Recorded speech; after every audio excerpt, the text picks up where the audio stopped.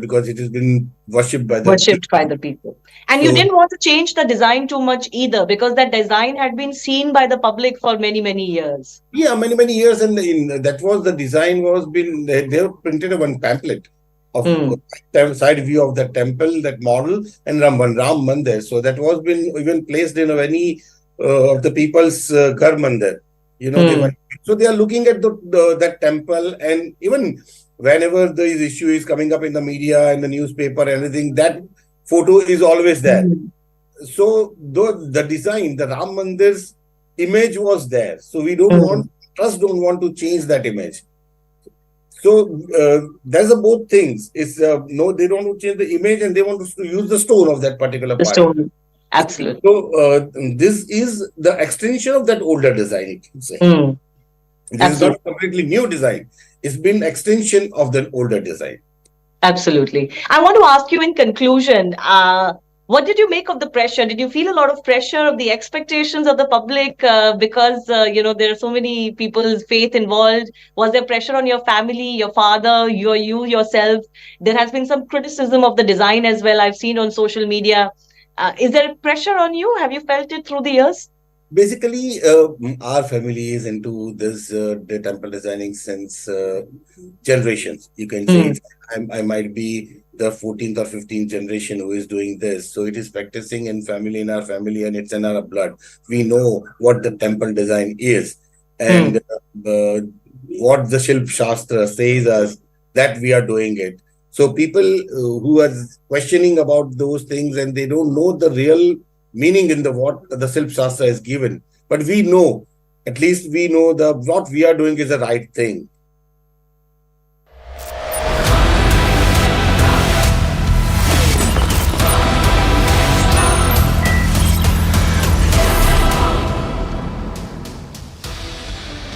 Good evening. You're watching Hard Facts with me, Toya Singh. First, we take you to Maharashtra tonight, where the Maha Vikas Aghadi, the MVA, has already been struggling to set its house in order.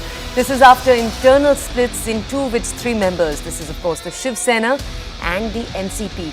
It now has a new googly to deal with. How do you satisfy three giants, the Congress, the NCP, the Shiv Sena, all in seat-sharing arrangements for the 2024 elections? There are 48 seats to dole out. The Shiv Sena has made a comment a few days ago where they demanded that they get almost half, 23 seats. Now, while we are saying, and while they are saying that they aren't going to hold any discussions with any of their allies, they think that they only want to talk to the Congress right in the center. They've also said that Congress state leaders don't have any power to make any decisions. That's obviously led to fiery comments coming in from state leaders of the Congress. While the NCP has said, yes, seat-sharing discussions will happen, they seem to have stayed out of it so far. Tonight on Hard Facts, we're going to look to understand how the MVA will be navigating these big differences. But we're also looking to understand how they'll navigate these seemingly bigger temperaments. Ahead of 2024, difficult seat-sharing talks also need to happen for the INDIA alliance in West Bengal, in Delhi, in Punjab, in Uttar Pradesh, among others. Could these MVA tremors be a foreshadowing of how 2024 will play out? That's what we look to understand tonight.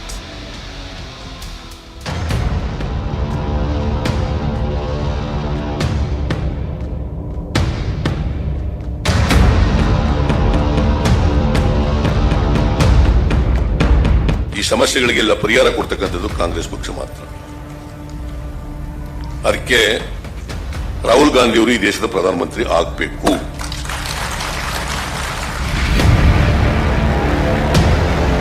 Shiv Sena ने जिस तरीके से, मैंने अखबारों के जरिए देखा कि जिस तरीके से डिमांड की है कि 23 सीटें चाहिए, 23 सीटें बहुत ज्यादा होती हैं. आउट ऑफ 48 23 सीटें आपको दे देंगे तो हम क्या लड़ेंगे? जरूर शिवसेना ने 23 सीटें का दावा किया है, लेकिन हम पहले से 23 सीटें लड़ते आए हैं ना यहाँ महाराष्ट्र में. हाँ, हम लड़ते आए हैं 23 सीटें, तो उसमें गलत क्या है? 23 सीट तो बहुत दूर की बात है. मेरी मालूमात के हिसाब से कांग्रेस के हाईकमांड उद्धव ठाकरे को 5 सीट से ज्यादा देने को तैयार नहीं है. अगर झूठ होगा तो उद्धव गुट ने मुझे झूठा ठहराना चाहिए. Rahul Gandhi should forget about Nyaya Yatra. He should start Indi Jodo Yatra. Because the way in which the alliance partners are fighting, अब पूरे alliance में no mission, no vision.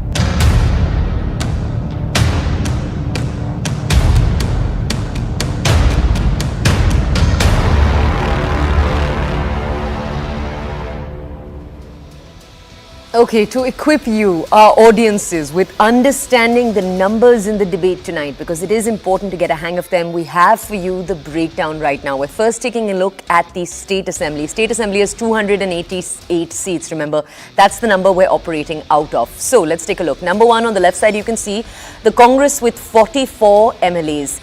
The Shiv Sena with 56 MLAs, but that number, as you can see, gets divided. You can see the split underneath the Shiv Sena and the NCP. Remember, the Shiv Sena split took place last year. Now, of those MLAs that you're taking a look at up there, 40 MLAs have gone with Eknath Shinde, who's the current Chief Minister. The Uddhav Sena, as it's now called, has 15 MLAs. Remember to pay attention when we're telling you about the spokespeople, which of these factions they belong to. The NCP saw a split just a few months ago. 54 MLAs in the 2019 State Assembly. Now the Ajit Pawar faction, Ajit Pawar, the current Deputy Chief Minister, nephew of Sharad Pawar, he took with him a grand chunk, 40 MLAs. Now the Sharad Pawar faction, 9 MLAs. But that is all pending with the Speaker right now. Let's take you forward. This was the state arithmetic. Now, to understand the 2024 picture, these numbers are particularly important. The 2019 Lok Sabha polls as they stand. Now, 48 seats in total. Remember, that's the number we're breaking down all of this from. Now, if we just take a look at the breakdown, Congress barely made a dent, and that's an important point to remember going ahead. 1 MP. The Shiv Sena has 18 MPs, but again, that number, we need to go back to what we just told you about. Eknath Shinde took 13 of those MPs. The Uddhav Sena has 4 of the MPs right now. So when the Shiv Sena claims we had a big impact in the last elections, this is the question, the interesting question that then remains. In the NCP, you have 5 MPs. Now the Ajit faction has 2 of them. The Sharad Pawar faction managed to hold on to 3 MPs. So they kept the larger share in the NCP. Okay, let's take a look at our big debate with the tremors in the MVA. Is it a foreshadowing of things to come? Hello, Moto. Still only one guess.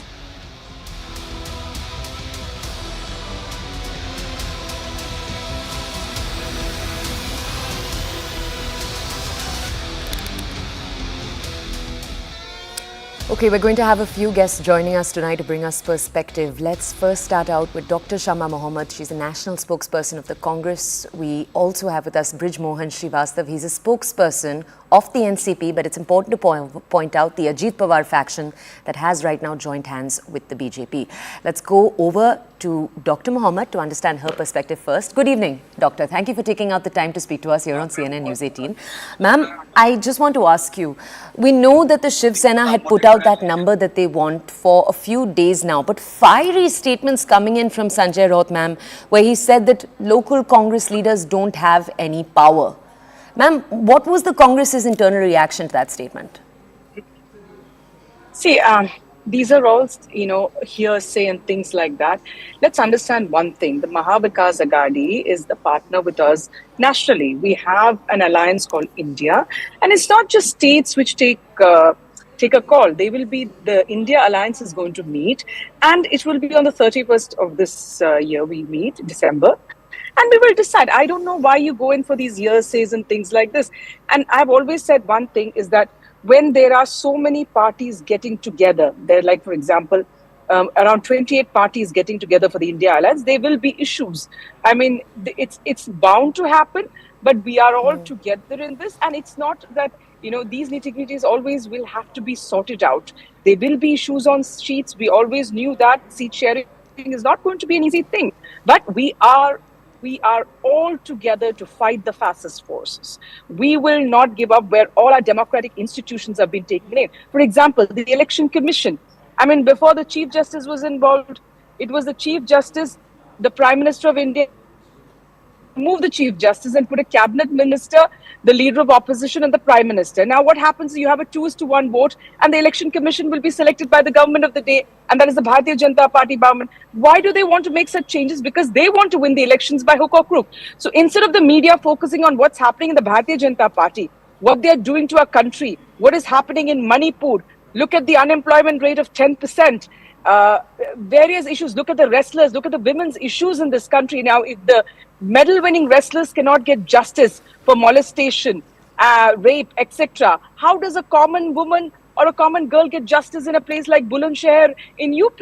Or for that matter, Bihar, Madhya Pradesh, or any other state? Okay. You see, Dr. Mohammed, Dr. Mohammed, one second. I don't at all disagree with you that those are very important issues. And in fact, over the last few days, one second, Dr. Mohammed, what I'm trying to ask you right now is, when you're saying that this was hearsay, because I do want to point out all the issues you just said, we have discussed them on the show in the last few days, but we are focusing on this tonight because what you called hearsay is a statement that has come in from Sanjay Raut, a very senior leader. Again, he's not a junior leader at all in the Shiv Sena Uddhav Thackeray-led faction. So I think it's fair that we're setting out with this question, ma'am. The question we're asking you is, how is the Congress looking at this? I don't know how fair it is to dismiss it as hearsay, because this isn't something the media is bringing up. This is a statement made that we've actually played out for our audiences right before we've come over to you.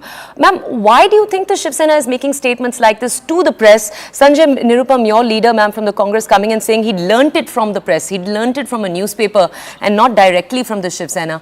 Ma'am, what should the Congress, especially the state unit leaders, make of that?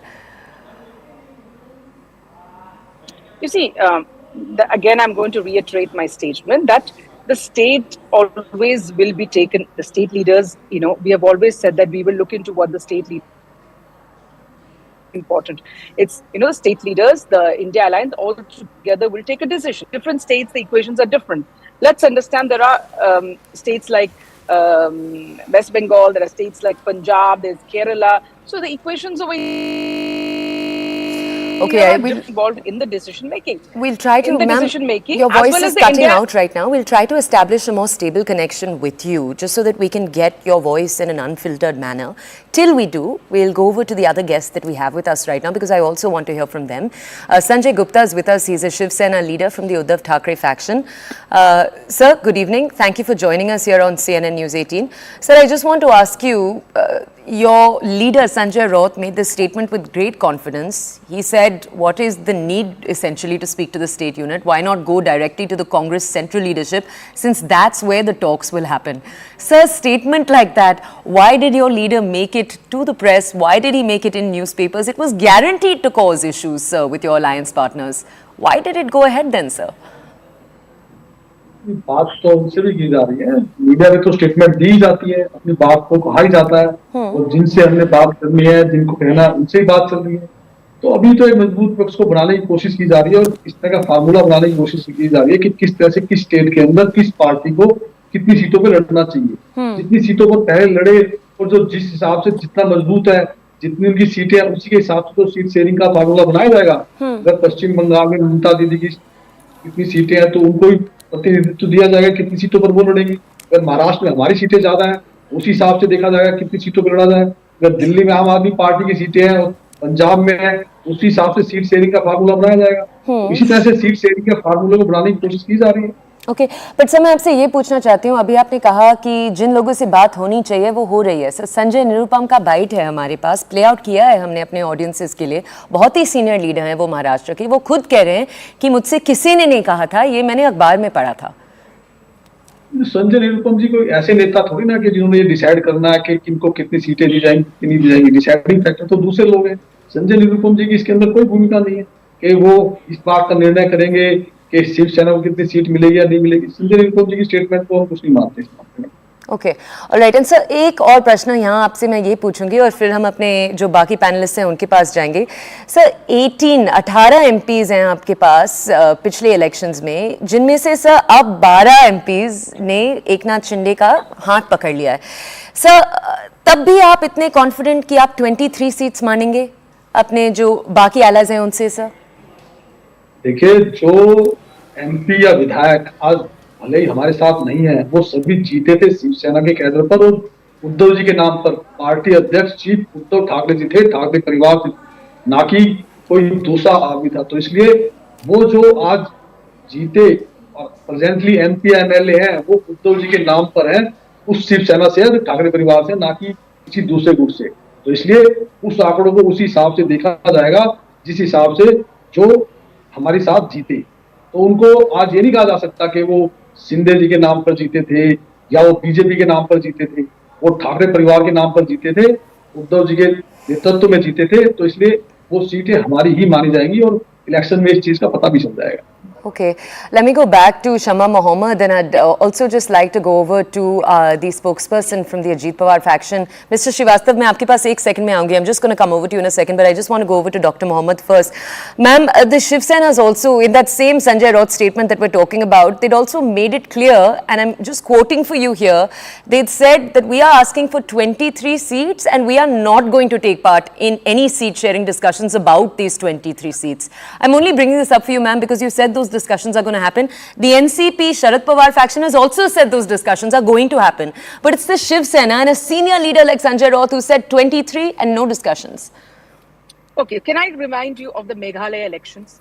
The Meghalaya elections, the Bharatiya Janata Party was in the government with the NPP, all right? But when they were fighting the elections, they fought separately. And Mr. Amit Shah was giving gali galoj, saying they are corrupt, don't vote for the NPP, they're corrupt. All right, they talked against them, all right, during the elections. They were in the government. The corruption is basically Bharatiya Janata Party because they were in government together. After the elections were over, they joined hands. So why don't you ask these questions also to them? The Bharatiya Janata Party's games. Nobody did that. So what I'm trying to say is that there might be things here and there people will say, all right, but that's not the end. I don't understand why so much half an hour is given for something like this. That's not the end. We have more important issues. I told you the clarity will come on 31st when the India Alliance meet will happen. That's when the clarity will happen. So you're asking me the same question 10 times. You're asking me the same thing what Sanjay Raut said, and you're spending half an hour. How many times did you ask Amit Shah about what he said during the Meghalaya campaign? Before the Meghalaya campaign where they abused the government who they are in power with right now. They said they're corrupt. So they formed a government with a corrupt, they formed a government with a corrupt party. Why is that? Did you ask Mr. Amit Shah after that? Did you discuss all that with Amit Shah? So please, I want you to stop this discussion. I don't want to get into all this. And if my connection is gone, I might leave the debate because I'm on the road actually. So what I'm trying to tell you is that there are a lot of things will be said here and there, but what I'm going to focus is on when the meeting of the India Alliance happens, and after that seat sharing, you can ask me questions and I will be able to answer. Sure. But right now, I fail to understand. You never ask questions to Mr. Amit Shah. He was saying the NPP is corrupt. Then he joins hands with them after the Meghalaya election. Did you ever ask him or go ask the BJP spokesperson? Ma'am, I promise you, one second, I promise you. They can do whatever they want. You don't ask anything. When the Congress party does or when the Shiv Sena says something, my God, the questions are asked only to the opposition. It's unfortunate, ma'am, that you feel that way. No, one second. It's very unfortunate that you feel that way. And I think it's a fair point to bring up. I do want to point out, at least on this show in the last few days, we have questioned the BJP adequately in each of the issues. Question them on this. Why are they with a corrupt party? And they are the ones who said NPP is corrupt. We are not going to join hands with them. They are corrupt. I remember Mr. Amit Shah's speech before the Meghalaya election. Ma'am, there are enough. Has anybody after the election asked him this question when he's saying that always the Congress party is corrupt? They join hands with the corrupt party. Nobody questions Ma'am, but so do your senior leaders. Ma'am, we've talked about Lalu Prasad Yadav. There are enough leaders I can bring up here too. I don't know if that is a fair comparison, the one that you're making right now. No, that's and to your point right now, ma'am, why is it different though? That's my entire point. I don't see how it's different. You're saying we aren't asking enough questions of the BJP. We are doing that. Right now, the topic we're focusing on is the MVA because of comments made by a particular leader. It's not as if we randomly decided to do, let's focus on the issues in the MVA. The thing is, what I'm trying to tell you is I've already answered that question. You're asking me again the same thing I told you. You're not. Actually, the thing is, ma'am, it doesn't seem as if you're answering the question. You're saying everything will get clearer later. We're not disagreeing with you that things will get clearer later because none of us here can be future predictors and tell you whether or not things will get clearer. I'm trying to understand from you, ma'am, why is an alliance leader making statements like this out in public and what is the Congress's reaction to that? That's what I'm trying to ask. So that's what I'm asking. Why did Amit Shah say before the election? Ma'am, you're not telling me the Congress. So I'm going to come to you. I promise you again. I'm going to tell you what I want to say. I will tell you what I want to say. Sure. This is my point of view. And I'm going to leave the debate because I'm on the road. So I'm just telling you that my point is that there will be people saying things, alliance partners and everything. At the end of the day, it is only after discussions happen that we will finalized. And I said there is a meeting of the India Alliance. Okay, That's Dr. about Mohammed. it. Thank you for taking out the Thank you time. We very have the much. spokesperson of the BJP who's also joined us in the meantime. Shweta Shalini, you've just joined us. Ma'am, you've perhaps been able to hear parts of that conversation right now with Dr. Shama Mohammed. Ma'am, what was your reaction to it? A, B, to all the drama you've seen play out, not just today, frankly, over the last few days too in Maharashtra. What is your reaction, B, man? See, one of the first things, I'm sorry I joined late, but when I joined, all I heard Shamaji talk about is Amit Shah, BJP, Amit Shah, and so on and so forth. And I think this is something that really glues the India alliance together. You know, this Mahagamandiya alliance actually comes together on only two words. One, BJP, and second, Amit Shah and Modi. So whenever you ask them a question, all they will do is Amit Shah and Modi. Having said that, coming back to your question, see, what do you think has happened differently in Mahavikas Aghadi or Mahavikas Bigadi in Maharashtra? This was bound to happen. You know, when Sanjay Raut ji says that he is the biggest brother and the biggest party in Maharashtra is Shiv Sena, he's right because he has always been right. And please trust me on this, because whatever Sanjay Raut ji says, nobody believes it. Neither do the people of Maharashtra, nor does his own party. And now you've seen that even the alliance does not believe him.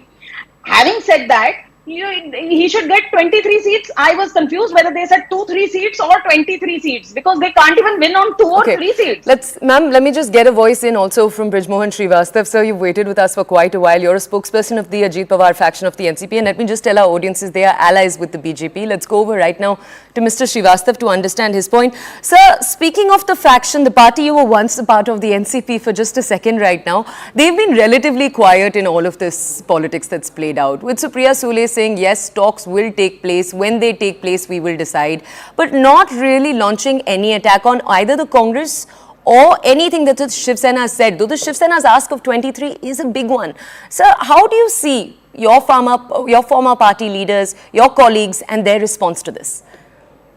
Toya Singh ji, I want to clear very loudly. When we joined NDA, at that time we have decided we will not demand any seat, because we believe that the development of the country is most important thing, and we personally feel that it is only can be done in the leadership of Honorable Narendra Modi ji. So our leaders had decided that we will go with the NDA without any terms and conditions. So for us, whatever they will decide, we will follow. We are having no dispute at all. But I want to say regarding this INDIA very clearly, these people are having the conflict, ambition, and the differences. This is the main thing between the INDIA. Therefore, these people are unable to give the right picture to the country. They are unable to give the roadmap of the development of the country. Why these people are demanding vote? They are unable to tell the country why the people should give them the vote. Sir, but I want to ask you a more specific question though. What I want to ask you is, how do you see the different reactions of each of these alliance partners? So you have the Shiv Sena starting out with this remark, the Congress responding to that remark, it clearly getting to them, and then your former colleagues were talking about the NCP but now led by Sharad Pawar, that entire faction staying away seemingly. How do you see that, sir? Actually, I personally feel that it is not right to comment on the specific party, but simply I want to tell that the total INDI are fully confused, and they are sitting together, but they are having the differences between them. They are unable to shut out the ambition of each other, and they are having the differences on the so many various issues also, and they are having the conflicts. You see what Mr. Sanjay Nirupam is saying. You see, they have won this. They have won only one seat in 2019, and they are claiming that we want to fight on the maximum seats of the Maharashtra. Let me just go over, sir, right now to Sanjay Gupta from the Shiv Sena. Sanjay Gupta ji, I just want to ask you, sir, हमने अभी सुना Shama Mohammed का क्या कहना था. We've also heard the rebuttal that came in from the BJP and the NCP. Sir, I do want to ask you, BJP का ये जो कहना है बार-बार कि INDI disorganized है. Sir, BJP भी कहता है, and sir, again and again we see in your different state units, sir, it's very hard to forget. Uttar Pradesh में हमने क्या देखा था, Akhilesh Yadav in his statement about the Congress party and how they can't be trusted. Sir, कहीं ना कहीं जो महाविकास अघाड़ी है, but even the INDI, where they're saying that there is an alliance, we're seeing it breaking down, sir. देखिए, BJP को तो आज ND के किसी भी घटक दल की जरूरत नहीं है। जो उनके पुराने साथी थे उनकी भी जरूरत नहीं थी, इसलिए इन्होंने ना अकाली दल की बात मानी, ना इन्होंने शिवसेना की बात मानी, ना नीतीश कुमार जी की बात मानी। इनके ऐसे बहुत से साथी हैं जो आज इन्हें छोड़ चुके हैं, और जो आज साथ हैं वो भी आगे रहे ना रहे इन्हें फर्क नहीं पड़ता। लेकिन हमारे देश के संघीय ढांचे में जिस तरह से एक सरकार होती है, ठीक इस तरह से एक विपक्ष भी होता है। एक मजबूत विपक्ष बनाने की बात की जा रही है, अलग अलग विचारों की पार्टियों को जोड़ करके सीट शेयरिंग के फार्मूले को तैयार किए जाने की कोशिश की जा रही है। तो हमारे देश के संघीय ढांचे को बचाने की कोशिश की जा रही है। इसमें बीजेपी के नेताओं को इस तरह से बात करने की जरूरत नहीं है जिस तरह से करते हैं। अगर बाय चांस किसी इनके पुराने साथी ने इनका साथ छोड़ दिया तो उसको दुश्मन की नजर से मत देखिए आप। ऐसा नहीं होना चाहिए कि आज आप उनको बर्बाद करने के लिए, उनको खत्म करने के लिए अपने सारे तीर कमान उठा लें। ठीक है, कोई आज आपके साथ नहीं है, कल क्या पता दोबारा आपके साथ हो। बहुत से ऐसे साथी भी हैं जो पहले आपके साथ नहीं थे, आज आपके साथ हैं। तो इंडिया अलायंस के अंदर अलग अलग विचारों की बहुत सी पॉलिटिकल पार्टियां हैं जिनकी अलग अलग स्टेट के अंदर अलग अलग पकड़ है। तो उसी हिसाब से इस गठबंधन को बनाने की कोशिश की जा रही है, देश के संघीय ढांचे को बचाने की कोशिश की जा रही है। सर आई रिस्पेक्ट जो आप डिफरेंस की बात कर रहे हैं, वो बहुत ही, will come back to you ma'am, वो बहुत ही एक खूबसूरत चीज हो सकती है। Sir I am not disagreeing with you, but sir I am asking you this, sir coordination की जो कमी क्लियरली दिख रही है, जहां पे स्टेट में हम देख रहे हैं लीडर्स को कुछ कहते हुए मीडिया को फॉर एग्जाम्पल, सर उसकी कोई जरूरत नहीं है। यही जो डिसएग्रीमेंट्स है सर टेबल के पीछे, कमरे के पीछे, दरवाजे के पीछे हो सकती है, यही discussions. Sir the fact that they coming out in the public, आप बीजेपी को, अपने ऑपोजिशन को एम्यूनिशन दे रहे हैं सर। बिल्कुल आप ठीक कह रही हैं। देखिए, हर पॉलिटिकल पार्टी के अंदर कई लीडर्स होते हैं, वो हर लीडर अपनी अपनी बात को कहता है। आज देश के अंदर हमारे मीडिया है, मीडिया के अंदर कोई नेता किसी भी पार्टी का कुछ भी स्टेटमेंट दे सकता है, लेकिन फाइनल डिसीजन और निर्णय तो सभी पार्टी अध्यक्ष ही करेंगे, और उसी पर भी मंथन चल रहा है। अगर इसके बीच में ऐसे, तो इनकी पार्टी में भी बहुत से ऐसे नेता हैं बीजेपी के अंदर जो अलग स्टेटमेंट देते हैं, स्वामी ऐसे कुछ नाम है उनका, जो इनकी पार्टी बिल्कुल खिलाफ रहते हैं, उसको मीडिया में दिखाया जाता है। अगर हमारी पार्टी के अंदर, हमारी पार्टी में तो संजय राउत साहब भी देते हैं, लेकिन कांग्रेस के अंदर बहुत से ऐसे लीडर हैं, संजय निरुपम जैसे या दूसरे बहुत से लीडर हैं, दिग्विजय सिंह जैसे भी हैं, जो हिंदू और हिंदुत्व के मतलब को नहीं जानते, और वो हिंदू को भी आतंकवादी कह देते हैं और भगवा को भी आतंकवादी कह देते हैं, और वो कुछ लोग ये भी कह देते हैं कि राम अस्तित्व को नहीं मानते, जबकि उसके ऊपर स्टेटमेंट तो कांग्रेस अध्यक्ष की नहीं है, मगर उनके नेताओं ने कह दिया, और उसके अंदर सब चीजों को कटघरे में डाल दिया पूरी पार्टी को। मीडिया ने और बीजेपी ने इस मामले को कैश कर लेती है। मैं आपकी इस बात से एग्री करता हूं कि स्टेटमेंट सही तरीके से आनी चाहिए, हर नेता को अपनी स्टेटमेंट नहीं देनी चाहिए, और एक कोऑर्डिनेशन सही होना चाहिए। तो वो अभी कमी है उसके अंदर, उसको बनाने की कोशिश की जा रही है। मैं इस बात से सहमति रखता हूँ आपकी कि स्टेटमेंट जो है वो कोऑर्डिनेशन की बात करनी चाहिए। ओके, लेट्स सर, एक सेकंड सर रुकिए, एक सेकंड रुकिए सर, श्वेता जी का हाथ थोड़े समय से, sir give me a second, Shweta Shalini, I am sorry for keeping you waiting, go ahead. देखिए, I want to tell you this that I love Sanjay Gupta ji, वो बहुत सच बोलते हैं, और सबसे सर्वप्रथम धन्यवाद संजय जी। ये बात तो आपने मान ली नेशनल टेलीविजन पे कि 2024 में एमवीए की, चाहे महाराष्ट्र में हो या देश में, घमंडिया की युद्ध जो है वो सशक्त और बहुत स्ट्रॉन्ग ऑपोजिशन बनाने में है। दूसरी चीज मैं आपको याद दिलाना चाहूंगी, ये तीर कमान हम लेके नहीं खड़े, आपके परिवार वाले आपके खिलाफ लेके खड़े हैं। हम उनके साथ सिर्फ खड़े हैं क्योंकि हम पहले भी तीर कमान के साथ खड़े थे। लड़ाई तो बड़े भाई बनने की है ना, आप पहले भी लड़ रहे थे हमसे बड़े भाई बनने की, अब फिर से लड़ रहे हैं बड़े भाई बनने की। तो हमने तो आपको पूरी इज्जत दी थी उस समय भी, अब ले लीजिए छीन के इज्जत। देखते हैं आपको कितनी इज्जत मिलती है। पहले तो आपने नरेंद्र मोदी की फोटो लेके आप लोग के कुछ लोग जीत भी गए थे 18 सीटों से ज्यादा। आप जीते कब हैं? आप ये बताइए, 18 सीटों से ज्यादा आप जीते कब हैं? लेकिन फिर भी हमें इज्जत थी अपने अलायंस की। आपने इतने सारे अलायंस हमारे गिनवा दिए, कौन छोड़ के गया? हमने तो नीतीश जी के साथ लड़ा भी था, उनको बनाया भी, उनको मुख्यमंत्री भी बनाया। उसके बाद वो छोड़ के गए कि हम छोड़ के गए? छोड़ के आपने एक खंजर हमारे पीठ में, हमारे देवेंद्र फडणवीस जी के पीठ में आपने खोपा है, और अंत में मैं ये पूछ एक रही हूँ कि देखिए, मैं जवाब दूंगी संजय जी, लेकिन आप याद रखिए कि ये जो संजय जी आपके पास आएंगे, एक सेकंड फिर के वापस आता ही है। Okay, Sanjay Gupta, go ahead, please. Sir, very quickly, because I want to go over to our...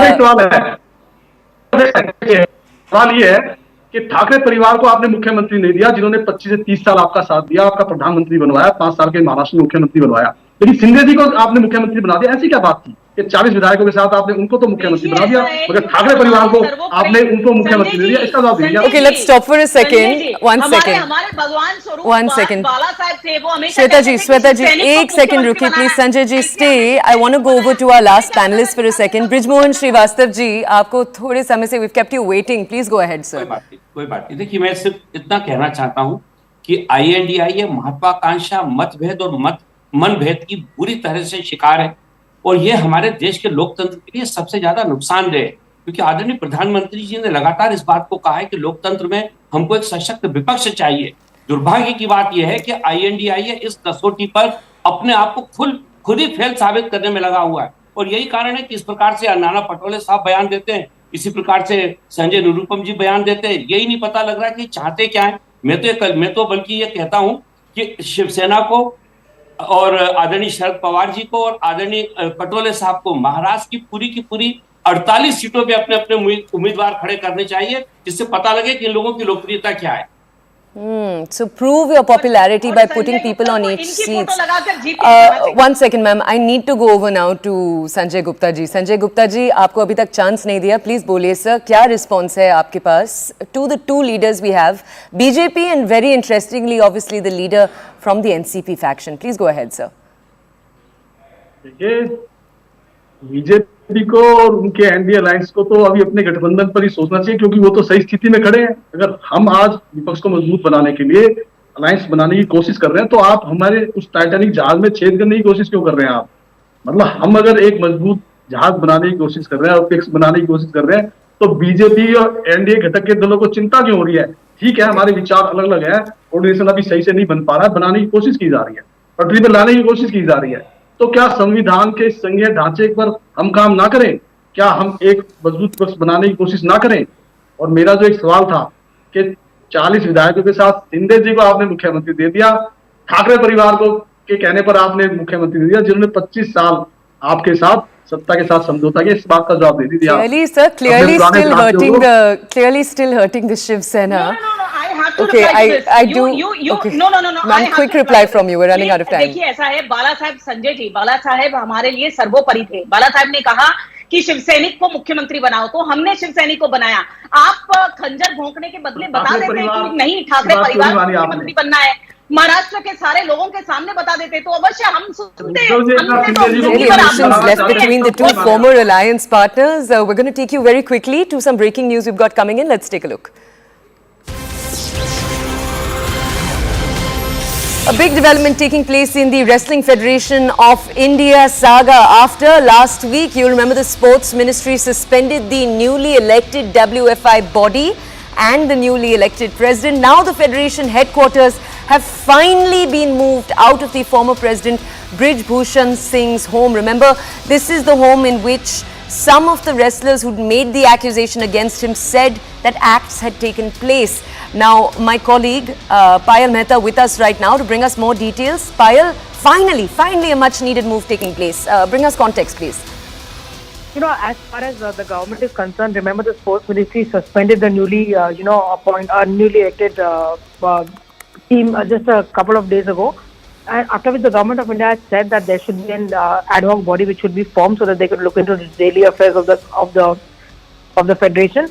Following which, of course, this is one of the first and the most important moves as far as moving of the headquarters is concerned. So the headquarters is going to be in the national capital, but it will be at the Ashram Chowk in Harinagar, and that's the address which has been moved. So obviously, this actually in a way proves that everything connected with Brij Bhushan as far as the Wrestling Federation is concerned is now going to be a closed chapter. So Brij Bhushan himself announcing that he is out of the Wrestling Federation for good, and he's taken a retirement from the Wrestling Federation. But yes, a very important move in terms of providing a new address. Okay, all right. Payal, thank you for bringing us more details. But this is a story we're obviously continuing to track very, very carefully. We're going to head into a very short break. On the other side, we're shifting our focus now from Maharashtra down south to Karnataka, where vandalism by pro-Kannada groups and their threats to the government, to the state over signages, could that have dented the image of the IT capital? That's the debate we're taking after a quick break. We'll see you in just a few minutes. Hello, Moto.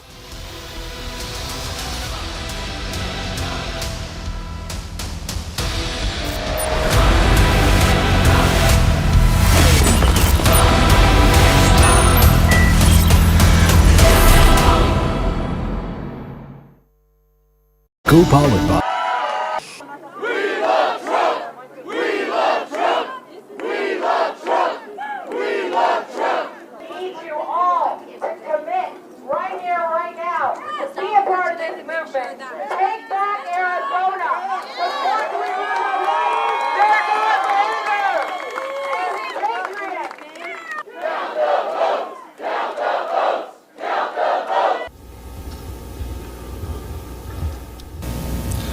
Working as an engineer throughout my life, I lived by the motto that numbers don't lie. As Secretary of State, I believe that the numbers that we have presented today are correct. It's no wonder Biden and the far-left lunatics are desperate to stop us by any means necessary. They're willing to violate the U.S. Constitution at levels never seen before in order to win. They will do anything to win. They'll do whatever they have, whatever they can. And remember this, Joe Biden is a threat to democracy. He's a threat.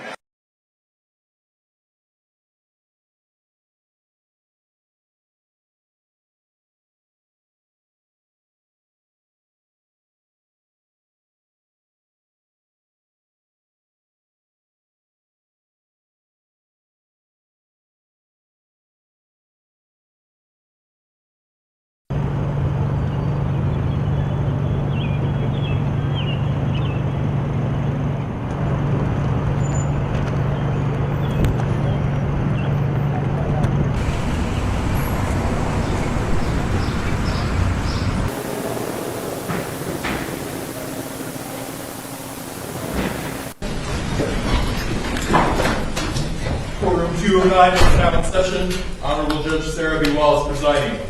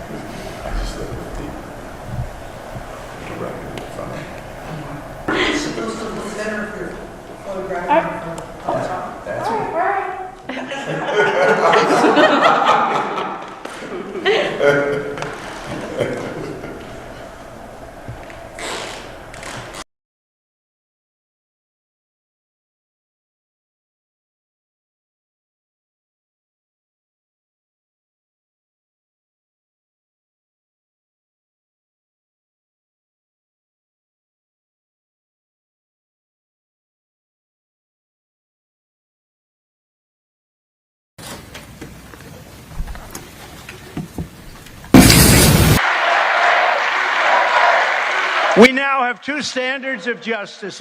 As far as the joke of an indictment, it's a horrible thing. It's a horrible thing for this country.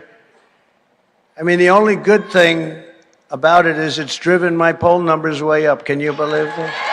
Way up.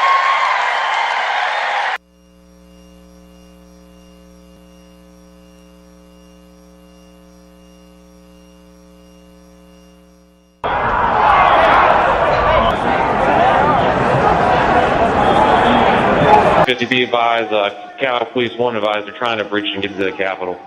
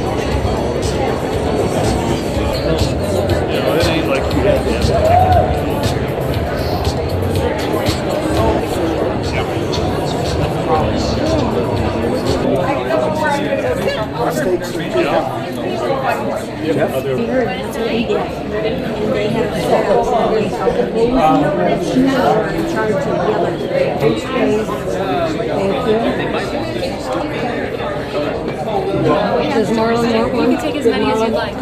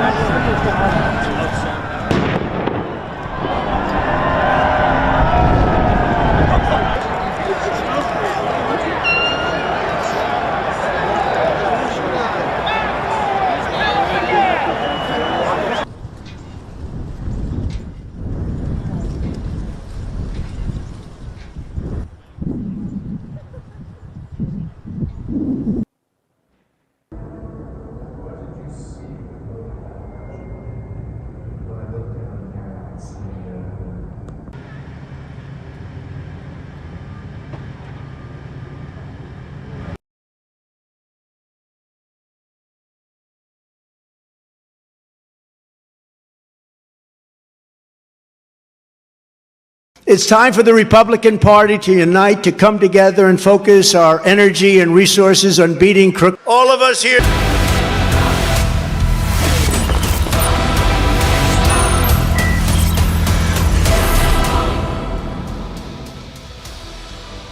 Welcome back. You're watching Hard Facts right here on CNN News 18. Next, we're taking you down south to Karnataka, where on Wednesday, you'll remember, the thousands of protesters in India's IT capital of Bengaluru attacked storefronts as they demanded that Kannada be used in all store signages. Videos of the incident went viral as netizens commented that the police, who you can see in many of those videos, as we're playing out for you on your screen, they said the police were being too soft by standing by in many cases as protesters caused damage to civic infrastructure.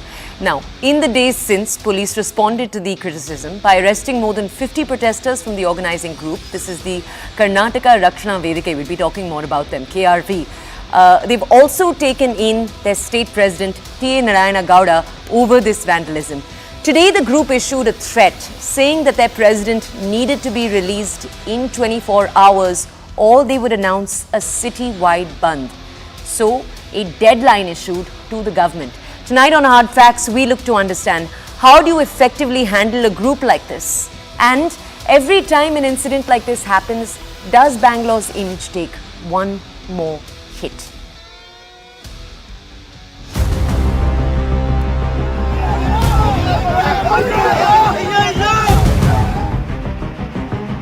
This particular commercial establishment, the Techno Gym here, they are covering all the English name boards for now until they get a new Kannada name board with 60% of Kannada in it and the rest being it in other language.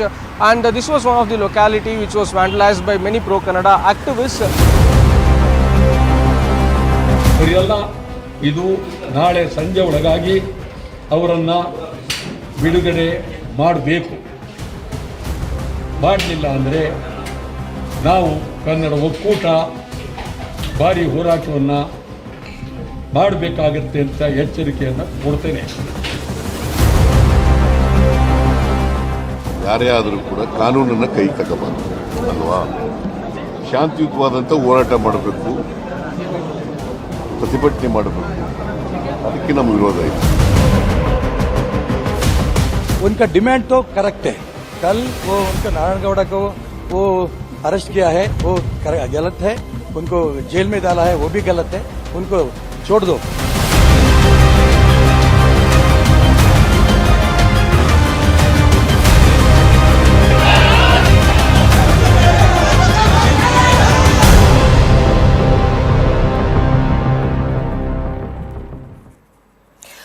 Okay, we have with us tonight two guests, Lakshmi Akshwin Gowda, a spokesperson for the BJP, and Bhavya Narasimha Murthy, a spokesperson for the Congress. Good evening, ladies. Thank you for joining us this evening for this entire conversation. Okay, let me just tell our audiences for context here that it's earlier this year in July that the state of Karnataka saw a changeover. So until now, it was ruled by the BJP. The Congress has now been in power for 6 months plus.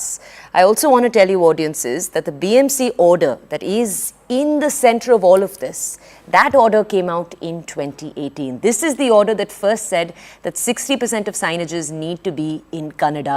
It's around these orders that this group, the KRV, led the protests that we saw taking place on Wednesday. Now, with that context, let's go over to our two panelists right now, the BJP and the Congress. Let's start with Bhavya Narasimha Murthy, spokesperson for the Congress.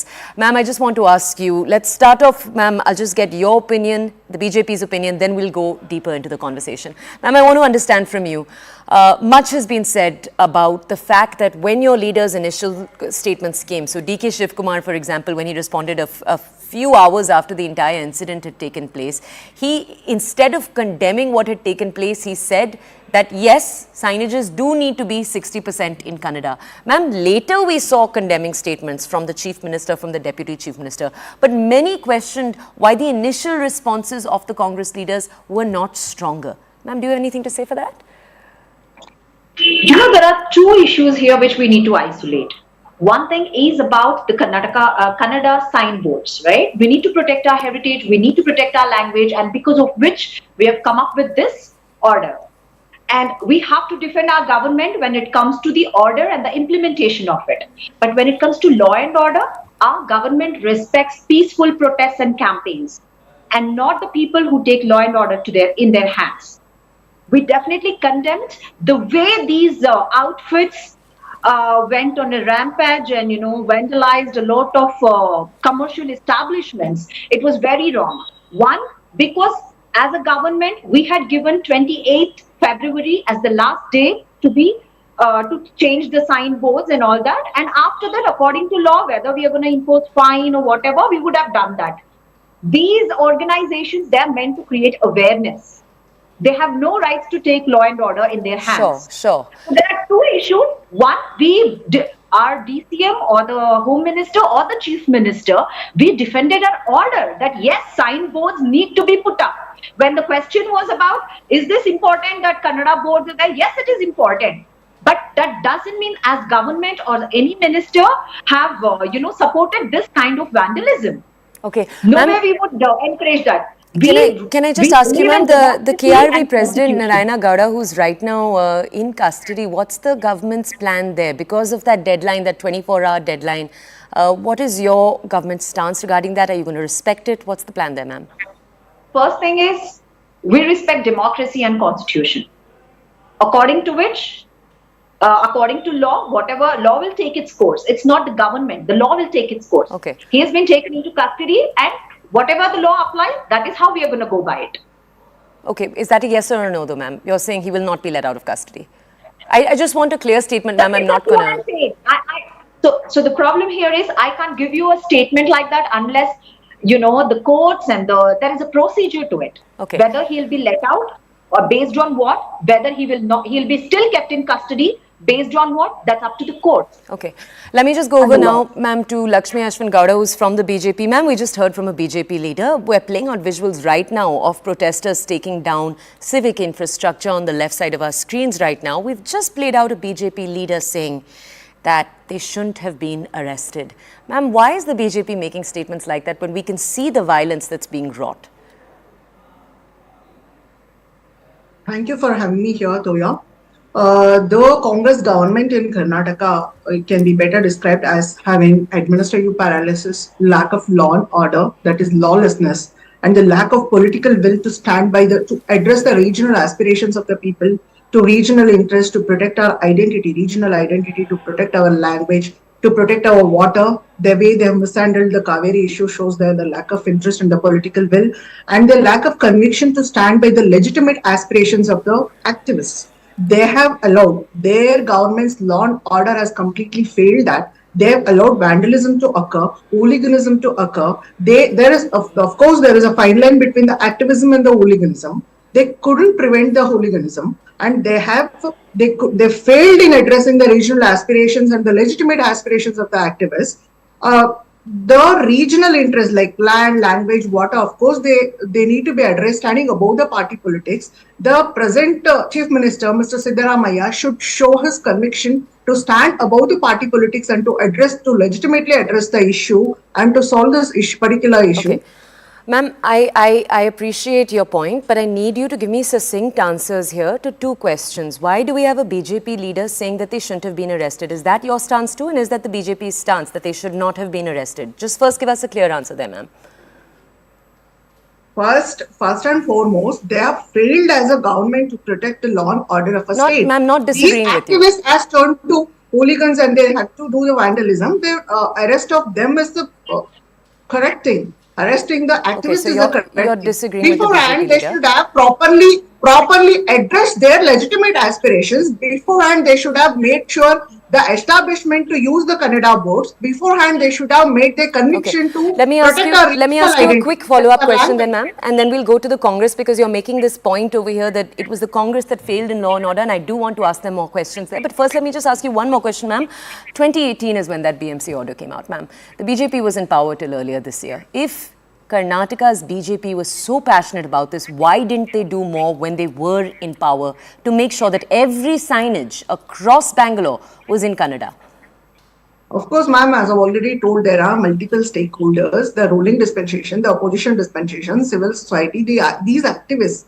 When we were in the power, we have amicably solved the issue. We have never allowed any issue to escalate beyond the proportions. We have never allowed our law and order to go to blown out of the proportion.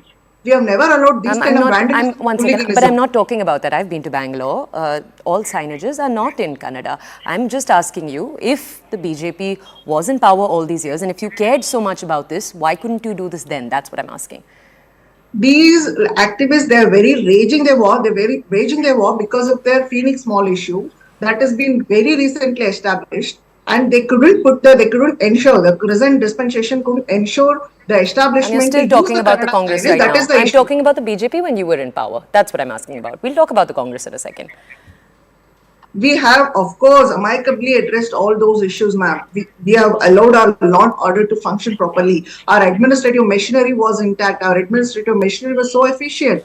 We have allowed everything, and we have addressed all these issues, the regional issues, especially the language, water, land, amicably, standing above our party politics. We have never ever shown our myopic vision in this. I'm not sure you're answering my question. Congress government stance is very pretty clear that they are busy saving that the most fractured, the most myopic INDIA block ahead of the Lok Sabha elections. They are not here to stand by. They're not showing any conviction to stand by the people of Karnataka. They're not showing any conviction to stand by the legitimate aspirations of the activists. Let's go back to Bhavya Narasimhamurthy here.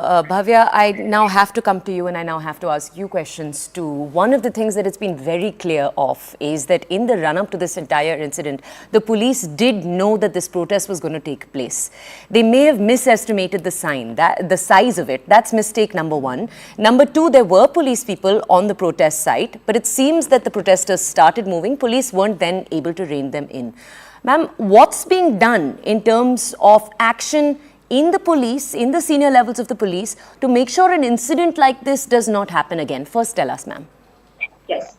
Ma'am, is that okay if I just counter what she said and then answer your question? Please, but make it succinct, ma'am. First thing about BJP is, especially Karnataka BJP is, they're leaderless, ideologically bankrupt and totally confused. Because some of their leaders cry out saying we do not control law and order, and when we arrest someone, the others start condemning the arrest. What do they mean by controlling law and order? What do they mean by maintaining law and order? Not arresting the people who are responsible for vandalism?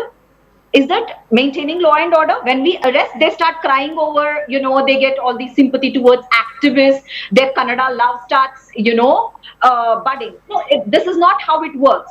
BJP has zero respect for our language. That has been shown throughout their government. I Okay, don't ma'am. even want to We keep just have naming 2 minutes everything. left, so please. Coming back to your question, yes, what was not expected out of these pro-Kannada activists was this vandalism and their behavior, violent behavior, was not expected.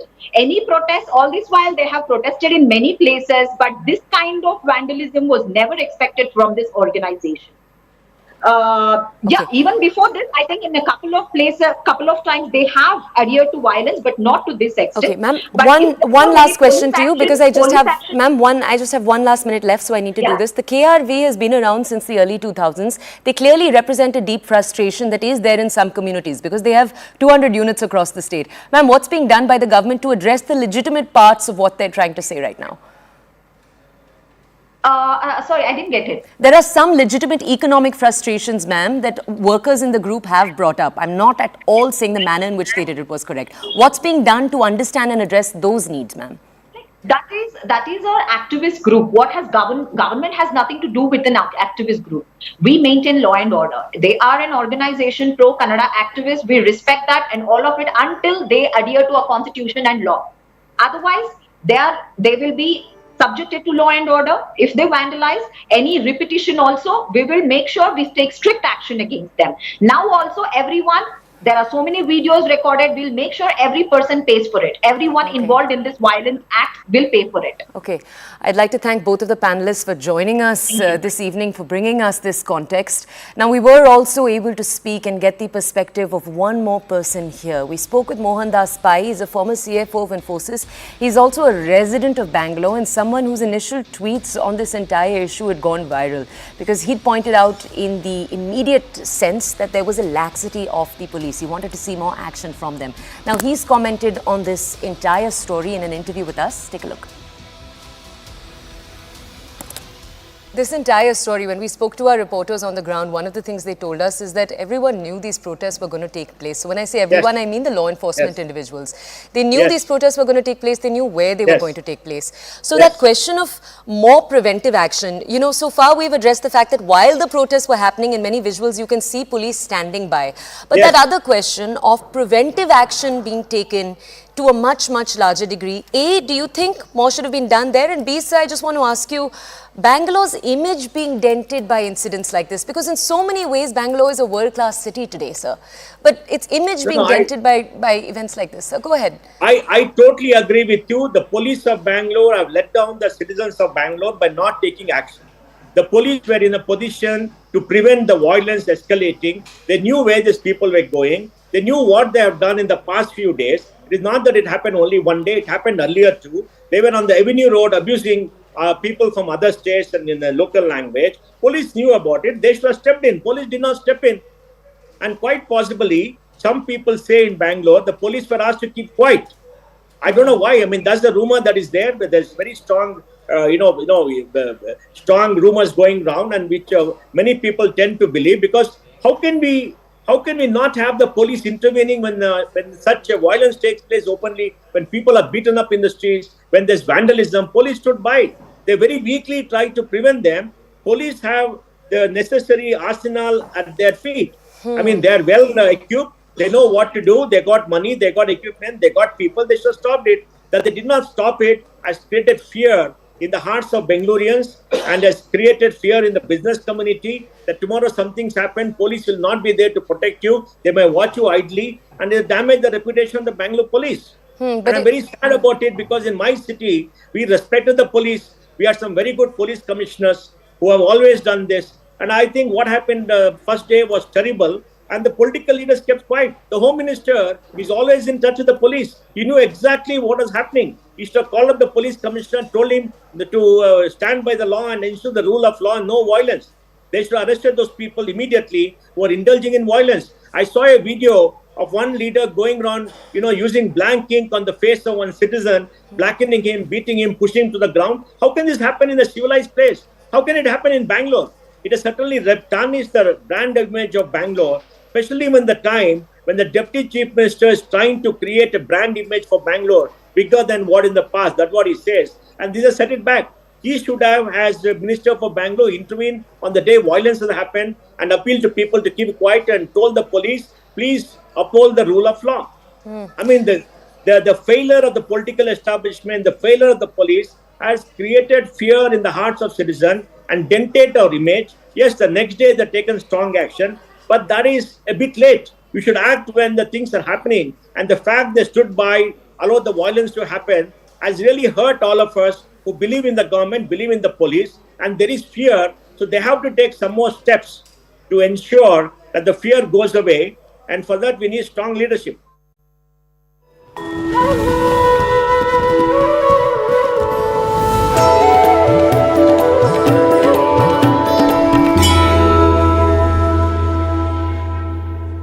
Shri Ram Ram Ram Ram Ram Ram Ram Shri Ram Ram Ram Ram Ram Ram Ram Shri Ram Ram Ram Ram Ram Ram Ram Shri Ram Ram Ram Ram Ram Ram Ram Ram के आने से अयोध्या पावन हुई राम के आने से अयोध्या पावन हुई हर तरफ हर जगह खुशियाँ छा गई आओ हम सब करें वंदना राम की जय जय राम जय सिया राम जय जय राम जय जय राम जय सिया राम जय जय राम आस्था तुमसे जुड़ी जो आएंगे अब हम कहाँ तुमको पूजे तुमको ध्याए कह रहे हम सब यहाँ कह रहे हम सब यहाँ कह रहे हम सब यहाँ राम के आने से अयोध्या पावन हुई राम के आने से अयोध्या पावन हुई हर तरफ हर जगह खुशियाँ छा गई That was the young Czech Mark Band, a group of youngsters who are now carrying on the generation into the next generation, the story, the legacy, the astha of Ram. Welcome to this very, very special coverage here on the News 18 network on Ram Mandir for India, for Bharat. This is Anand Narsimhan. Here, संविधान में राम है, राज्य की कल्पना में राम है, रोम रोम में राम है, भारत के राम है, भारत में राम है. Why is it that Ram is so integral to our consciousness? From the Adhyatma or the spiritual perspective, from the civilizational perspective, let's ask some of those who have dedicated their life to the service of Ram and into the world of spiritualism. आप सबका बहुत बहुत स्वागत है. सबसे पहले Mahant Raju Das, is the Mahant of Hanumangarhi. तो परम भक्त राम के जो हनुमान हैं उन्हीं के भक्त Mahant Raju Das, he is with us, he is taken his time. We have Karpatri Maharaj dharmaguru. नमस्कार कारपत्री जी, बहुत बहुत आभार आपका, thank you so much. And His Grace Sadbhuj Gaurdas, who's the president of ISKCON here in Ayodhya. Hare Krishna, sir. Thank you very much. Thank you for coming. And Dev Shekhar Vishnudas, devotee of ISKCON. Hare Krishna. In your story of ISKCON, also in the Gaud Sampradaya, also it is Hare Krishna, Hare Rama. So Krishna Chaitanya also said Rama and Krishna are together. पर महंत राजू दास जी, मैं सबसे पहले आपसे जानना चाहूंगा, जब ये नया जनरेशन आपके पीछे हर तरफ खुशियां छा गई, जब बात राम की हो गई, राममय हो रहा है, तो आपको तो अच्छा लग रहा होगा. आप कैसे राम को देखते हैं? पहले तो मैं मंगल कामना करता हूं और हमारे जो अभी इतना सुंदर भजन की धुन में हम लोगों को मदमस्त किया, ऐसे कलाकार बंधुओं को ढेर सारा आशीर्वाद. आपके इस नेटवर्क के माध्यम से देश और दुनिया में जहां तक हमारी आवाज पहुंच पा रही है वहां तक, एवं आपके सभी दर्शकों को अयोध्या से जय जय श्री सीताराम, बोल बजरंगबली की जय. आपने कहा